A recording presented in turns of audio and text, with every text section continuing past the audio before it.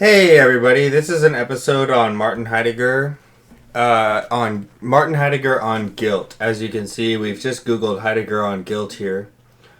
And we have Jasmine on as a guest, my fiance. Hi guys.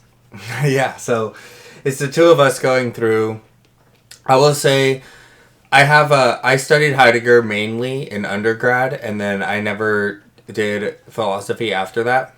I never did university after that. So I only have an undergrad degree, but I read Heidegger pretty much exclusively for like 2 years. I did only as much as I needed to do to do decent in my other classes, and then read Heidegger the rest of the time.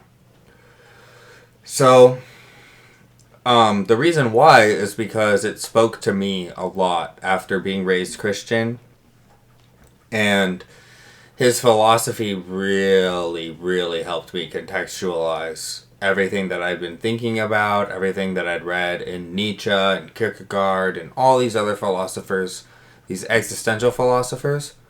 Heidegger, in my opinion, really finalized existentialism, and you don't have to go past him. I haven't bothered to read.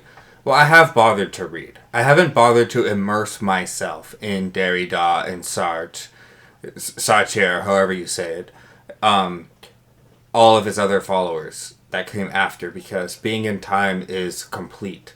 Heidegger's work, Being in Time, even his later stuff and everything, Being in Time he never finished it. And, it is what it is, and he never finished it. So, to me, Being in Time and everything that he lectured on, all of his interpretations of Aristotle and the pre-Socratics, he did in his earlier time, and then Being in Time was sort of the magnum opus of his early life. And that's what we are going to be discussing here.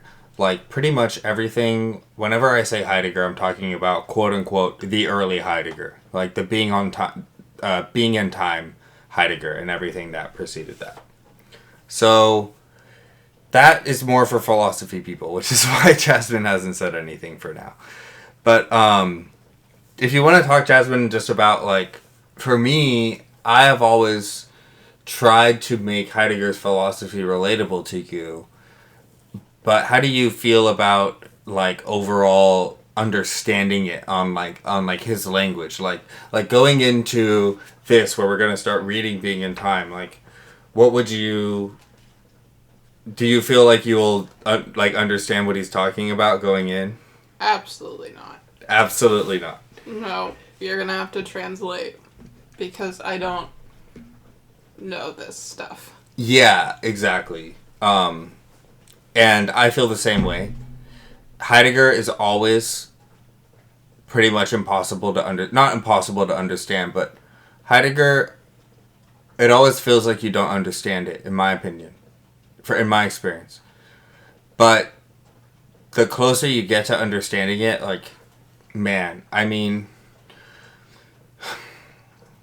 the reason why Heidegger's philosophy is difficult, I'm looking at Jasmine now, is because he comes at things from a completely different direction from anybody else, and contextualizes humanity and the human experience in a way that our society and our philosophy just doesn't. And so, with that, I think we'll just jump in, because there's enough talking about it. The reason why I was gonna go, I guess that we can actually just do... I hope Being in Time is on the Gutenberg Project Gutenberg. There's a 1982 translation for free on PDF. So, Heidegger on guilt. Being in Time Part 7 is where he talks about it. So, just for the sake of this video, we'll go ahead and read the original. And I'm going to discuss why it's best sometimes when I'm trying to go, talk to Heidegger for people who don't want to get immersed in Heidegger. Oh, dedicated to Edmund Husserl and friendship and admiration. That's right, Martin Heidegger. Everything is Edmund Husserl. As unintelligible as Heidegger is, I think of him as like the middleman between Husserl and the world. And then I'm trying to be the middleman between Heidegger and like the whoever's watching this YouTube video, you know. But Heidegger himself is the middleman between Husserl and the world. So yeah, he dedicated being in time to Edmund Husserl in friendship and admiration, and that is right, Martin. That's right. So we'll see here, part 7... Part 7. What? There is no part 7. There's only 6 parts. That's... I used to know how this thing was laid out. We're going to try to find... Oh, maybe it was part... Yeah. Dasein's attestation of an authentic potentiality for being and resoluteness. The problem of how an authentic existential possibility is attested. That sounds interesting, huh, Jasmine? What do you think? Sure. Sure. I don't... We're going to have to go over this. How about the character of conscience as a call? How about it? I accidentally came upon the exact part that this... Okay, so this article is talking about... It says... Yeah. Being in time, part 7. Conscience. The call of conscience. So...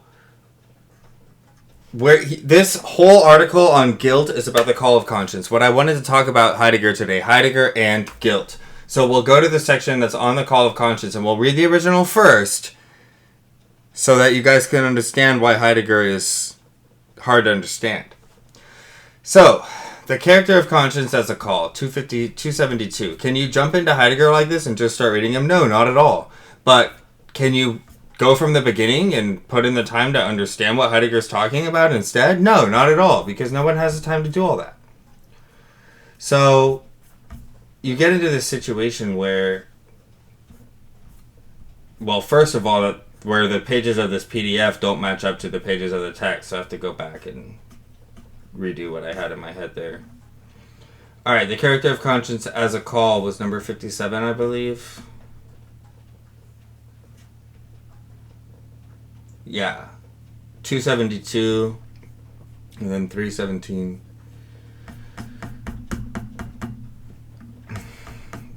Go! So, this is the thing, guys, is like, if you want to understand Heidegger, you gotta read through the whole thing from the beginning very carefully. But nobody has the time to do that. So we're gonna get as close as we can, because otherwise it's hopefully better than nothing, right? So, there's a huge difference between the philosopher and the effect that the philosophy has on the world, because it doesn't matter what you think if you never tell anybody, right? Imagine Heidegger never writing anything down and just dying. Then his philosophy is 0. And if he had written everything down in a language that nobody speaks, then his value would also be 0. And he wrote everything down in a language that only people who really bothered to learn his language speak. So in order to speak his language, you have to really invest. And that really limits the effect that his philosophy and messaging can have, because it doesn't reach people like Jasmine ever. And it only partially reaches people like me. You know, I only put in 4 years. That's nothing. Nothing. I only read Heidegger exclusively for 2 years. It's nothing. I know almost nothing about him. So you have to realize that it's like there's a scarcity of resource in the terms of how much time we all have to learn these people and put into stuff. That's why this video isn't about Martin Heidegger. It's about the interpretation of Martin Heidegger. It's just like the Bible, right? You can have the entire Bible, and as illegible as it is, it's about what it means to people.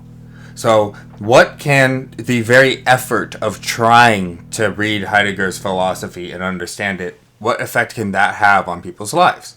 So to me, that's the real philosophy, because philosophy is all words, and words are only the effect that they have on the communication. So how well did Heidegger communicate what he was trying to talk about?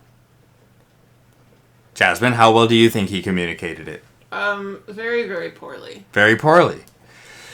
So, in reality, he communicated it, like, extremely eloquently, but just in a language that is extremely esoteric. So, I would say he explained it very esoterically, so in a way that very few people can understand, but within that context, he explained things very clearly. If you understand what he's saying, I'm sure he says good things. There you go. See, as long as you understand what he's saying. And that's a huge debate because there's a lot of philosophers, there's a lot of people who say that Heidegger's all gibberish even after you learn his language. And that the only reason why he made his own language is because he couldn't make any sense. So, okay, so you can't make sense with logic. So you can't use logic because you're not using logical arguments. So you're just going to invent a whole new language and argue in the context of that so that you don't even have to be confronted by logic. And then you can say that logic is itself just an invention. And, you know, like Jasmine's smiling, like thinking like, yeah, that does seem like the kind of game that some loser would play because she's a scientist. And so as a scientist, you can understand that argument that maybe Heidegger didn't make any sense and that's the reason why he hid behind his own language. He just made it so that nobody else would understand what he's saying. Yep. So nobody would understand that he doesn't. And then acted like a genius. Mm-hmm. It's like if you published all your scientific articles in like, you know, in like farce, like backwards Farsi, and then just acted like it was like the best science ever and that just nobody could understand it. And acted like you were some kind of Da Vinci, where like if only could people understand what Da Vinci had written in all of his notebooks, you know? So is he a Da Vinci or is he just an idiot? Well, he was a Nazi, so he was definitely an idiot in a lot of ways. You can't look past that. I don't, personally. And you can read Hannah Arendt. Don't take my word like, oh, Heidegger on Nazi. What does that mean? Well, I'm glad that I don't have to speculate on it because Hannah Arendt did. She was Jewish, she's a woman, she knew Heidegger, and she wrote all about it. So it's perfect. Like, final word on that. And yeah, so he was an idiot. And the fact that someone can be not a super genius and still write Being in Time is the very reason why it's so important. Because it's all about how you look at the world. It's not how smart you are. God, it's not about how smart you are. It's just about the direction you come from things at. If you think about a person like Claude Shannon, he was very smart, of course, but he wouldn't have been... Claude Shannon's the guy who came up with information theory in the 40s. And it's all about the direction you come from things at that guides you. You can make a splash and you can grant new perspectives if you come at things from a different direction. You don't have to be a genius. Heidegger was not a genius. He had respect. He had the humility to respect the ancient philosophers and actually bother to learn Aristotle and learn the pre-Socratics because he respected them. He thought maybe Parmenides had a lot of wisdom. Maybe Parmenides was wiser than anybody currently alive. Heidegger thought he had the humility to think that maybe Parmenides, the ancient Greek philosopher, was wiser than anybody alive. That's it. That's the only reason. And so Heidegger's a lot like Socrates, where he's the only reason why he was the smartest guy in Greece is because he was the only guy who didn't think he was super smart. He thought the ancients were smarter. And he said that there's nothing worth knowing that the ancients didn't already know. So it made him humble, and he had his own way of looking at the world, but he did it through interpretation, which provided like a pretty cool buffer, I think, because otherwise he would have just been like a madman talking to a statue, right? But because he did it all through interpretation of ancient philosophy, that provided a link. Because I could read Aristotle, and then I could read his interpretation of Aristotle, and that provided like it was like a Rosetta Stone for his language. If you learn Aristotle really good, and then you learn Heidegger's interpretation of Aristotle really good, it helps you understand how Heidegger thinks, because, like, It would. And Heidegger said that you should read Aristotle for 25 years before you read other philosophers. And that's probably true. But I'm only 29 and I didn't have 25 years. So I read Aristotle for 2 and then Heidegger for 2. So it's like nothing. But that's still more time than most people even have, right? I'm still in like probably in terms of like how much I've read Heidegger in terms of like the population.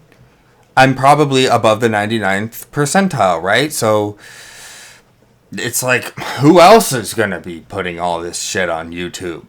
Excuse my French.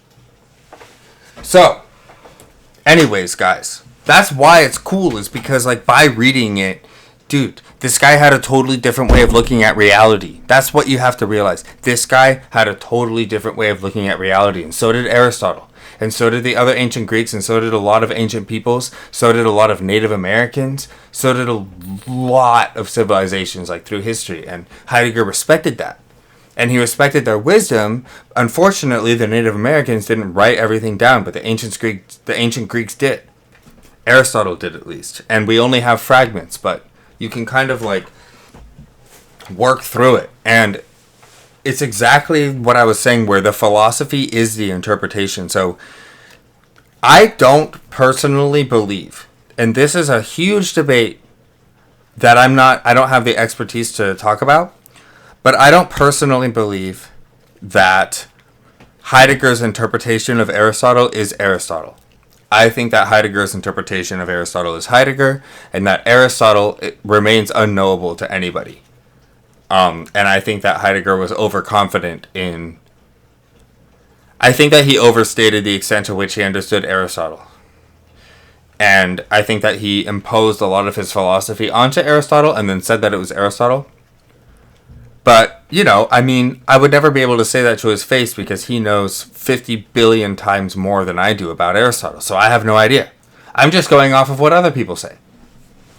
Is his interpretation of Aristotle, like, gold standard of interpretations of Aristotle? No.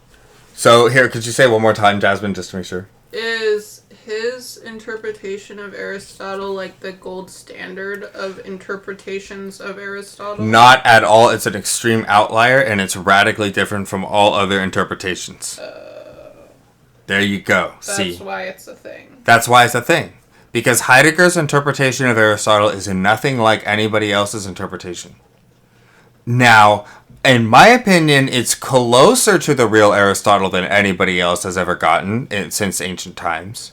So I think it is the gold standard, but it's not considered the gold standard at all. I see. So even though I do consider it the gold standard, and I'm a Heideggerian in that sense, I still think Heidegger was overconfident. I think that Aristotle was Aristotle, and we only have fragments. That's what I think. So, with that, guys, the philosophy is the interpretation, and the philosophy is only as good as it can be interpreted. Otherwise, it's just words in the mist, you know, it's like shouting into the wind. So, let's try to do some of that. Let's try to give Heidegger some grace, this dead old Nazi. Let's see if he had any wisdom. He looked at the world in a different way, and that's what's really cool about him.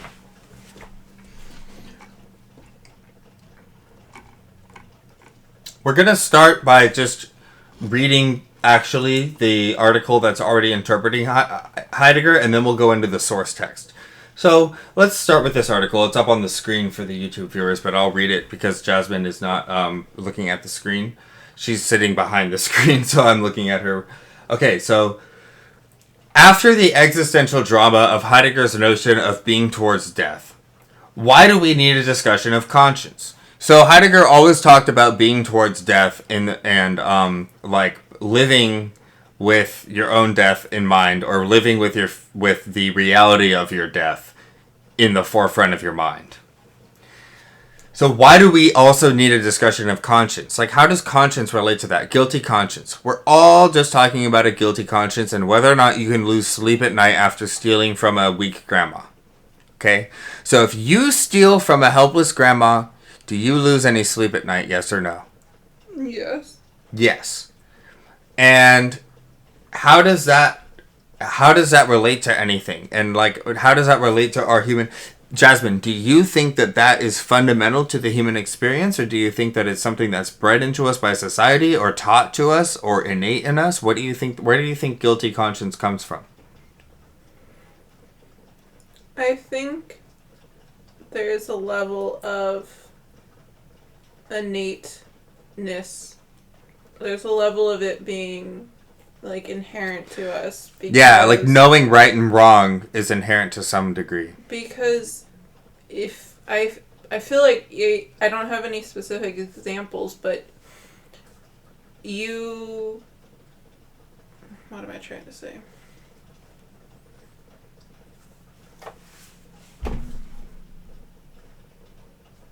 I don't even know where I was going with that.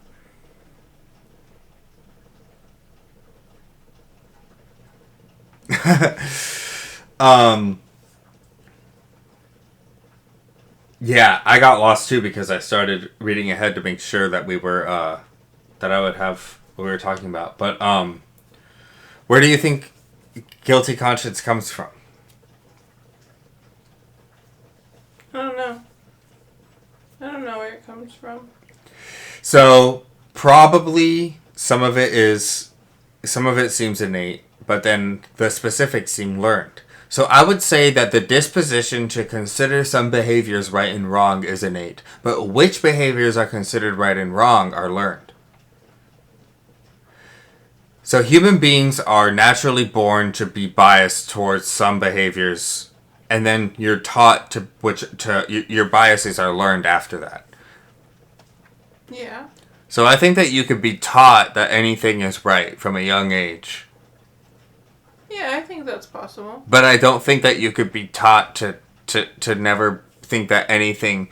I don't think you could be taught to ever have literally zero bias at all because you're alive. And so you have your own... because you're alive, you have your own world. That doesn't allow you to be completely neutral the way that like a rock is. The way that dead matter is. So that's what Heidegger means when he says that guilty conscience or like just conscience is innate to the human experience. Because even though you might not know what's right or wrong, there's still going to be bias there's still going to be a self-interested world of concern that you have that leads you to be biased towards certain behaviors. So if your society teaches you that burning down buildings is bad, and then you see somebody burning down a building, you're going to be biased towards that behavior because you want to be able to eat and function in your society, and you want that bakery to operate. You want that house to be working. You want everything to be more or less okay. So Jasmine's nodding. Does that... Yeah. Be vocal instead. We have to do vocal responses because we can't see the I agree. Okay. So to read the article, it says Heidegger insists that although his description of being towards death is formally or ontologically correct, it needs more compelling content at what Heidegger calls the ontic level. That is, at the level of experience. Now, one of the key things in Heidegger is ontological versus ontic, and I don't fully understand it, so I'm not going to try to fully explain it. This author summarizes ontic as at the level of experience, and then ontologically, he says, means formally. So you can think of a perfect circle as an ontological thing, because we don't actually ever experience a perfect circle. And yet it has like it has being. So it's sort of it can be interpreted semi-platonically in that sense, where you think of the perfect circle is ontological, and then the imperfectly round wheel that you use, the roundness of that wheel that's imperfect but functional for something, that's ontic, because it's related to your experience and your world of concern. Does that make sense, Jasmine? As much as I could follow, it does. As much as you could follow. So basically, you have there's two things. You have a perfect mathematical circle, and then you have the way that that's relevant to our experience. Wait, aren't we just talking about the idea of a perfect circle and then what it actually is? Well, I wouldn't say what it actually is because Heidegger doesn't. He would say he doesn't put any higher basis on the observed reality in that sense. So he wouldn't say what it actually is just because we've never seen a perfect circle. He would say that as far as we know, the circle is the only thing that's actual. So Or it could be. It could be. It's all about how you define it. So there is no perfect circle. There is, because we experience... the perfect circle has an ontological being. An ontological level of being. And we do... But it's not ontic because we never actually experience it. That makes no sense. Well, you can't say the perfect circle doesn't exist because it's a real thing. Like pi. Pi is a real thing. It exists, but we don't see it. And we never do any... We see what we see as a circle, which isn't a perfect circle. And we try to use... The main thing, though, is that we use the concept of a perfect circle. Even though we never actually see it. We use it. Yeah. There's this clear divide between things that... Like, pi just seems to kind of exist out there, like in space or like in the abstract realm. And pi itself would be actually not something that's ontological. That would be something that's in the fourth category. That would be... Pi is mathematics is also not ontological to Heidegger, so I won't even go into that whole thing. But, there we go. Death. Death is ontological. No, it's not.